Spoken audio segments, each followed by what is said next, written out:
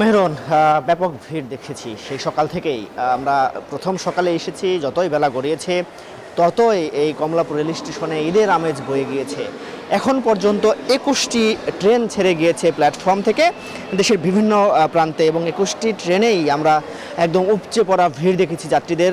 আপনারা জানেন যে আজকে ছুটি শুরু হয়েছে এবং দীর্ঘদিনের ছুটি পেয়েছে নগরবাসী।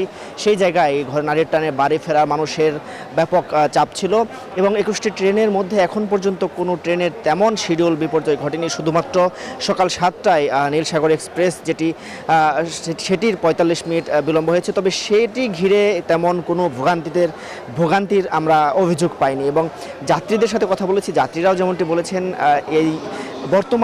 এবারের ঈদে সড়কে বেশ কিছু মহাসড়কে সংস্কারের কাজ চলা সহ পাশাপাশি খানাখন্দের ভোগান্তি এবং যানজটের এই ভোগান্তি এড়াতে মানুষের চাপ বেশি ছিল এই রেলকেন্দ্রিক।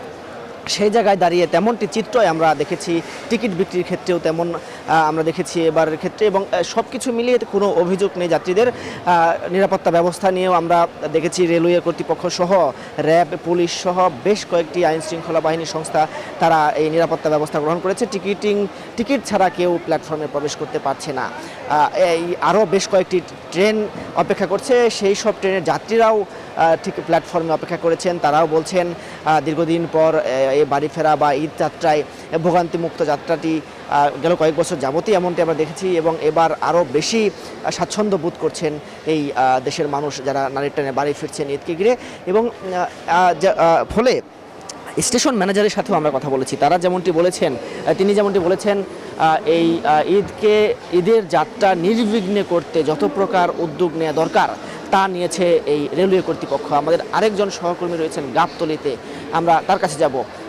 ঠিক সেখানকার চিত্রটি কি আপনি আমাদের জানাবেন? ধন্যবাদ মাসুদ। এই মুহূর্তে আমি রয়েছি রাজধানীর গাবতলীর বাস টার্মিনালে, এবং যেমন জানেন যে ঈদের সরকারি 7 দিনের ছুটি কিন্তু আজ থেকে শুরু হয়েছে, এবং আজ থেকে কিন্তু যাত্রীদের বাড়ি ফেরার, ঈদ উপলক্ষে যে বাড়ি ফেরা কিন্তু আজ থেকে শুরু হয়েছে। এবং আমরা দেখেছি যে এখানে যে গেল দিনের তুলনায় কিন্তু আজকে একটু চাপ বেশি, কারণ আজকে থেকে কিন্তু তারা বাড়ির উদ্দেশ্যে যাত্রা করতে শুরু করেছে। এবং আমরা গাবতলী টার্মিনালের আশেপাশে লক্ষ্য করেছি যে এখানে কিন্তু আইন শৃঙ্খলা বাহিনীর ব্যাপক তৎপরতা আমরা দেখতে পেরেছি। তারা কিন্তু মূলত এখানে টিকিটের কালোবাজারি ঠেকাতেই কিন্তু তারা বেশ তৎপর আমরা দেখতে পেরেছি। এছাড়া আমরা যাত্রীদের সাথে কথা বলেছি, তারা কিন্তু বেশ কয়েকটি অভিযোগ আমাদেরকে কাছে করেছে। তার মধ্যে একটি হচ্ছে যে বাস কিন্তু সময় মতো আসলে এখানে পৌঁছাচ্ছে না, এবং এছাড়া আরেকটি অভিযোগ আমাদেরকে করেছিলেন যে বাসের টিকিটের ভাড়াকে তুলনামূলক কিছু টাকা পয়সা বেশি নিচ্ছে, বিশেষ করে 100-200 টাকা টিকিটের ভাড়া তারা বেশি নিচ্ছে। এ নিয়ে আমরা টার্মিনালে বিভিন্ন কাউন্টারের সাথে কথা বলেছিলাম, তারা কিন্তু আমাদের জানিয়েছে যে বিআরটিএ থেকে যেই ভাড়া নির্ধারণ করে দেওয়া হয়েছে সেই ভাড়ায় কিন্তু তারা এবার টিকিট বিক্রি করছে। বিশেষ করে মানে প্রতি কিলোমিটার 28 টাকা দরে কিন্তু তারা এই টিকিট বিক্রি করছে। এছাড়া তারা কিন্তু বলেছে যে আসন্ন ঈদ উপলক্ষে রাজধানীতে যানবাহনের সংখ্যা বাড়ানোর কারণে কিন্তু কিছু কিছু জায়গায় জ্যামের সৃষ্টি হয়েছে। তো রাজধানীর গাবতলী বাস টার্মিনাল থেকে এই ছিল আমার কাছে সবশেষ তথ্য। রাফিদ, আপনাকে ধন্যবাদ। সেই সাথে মাসুদ সুমন, আপনাকেও।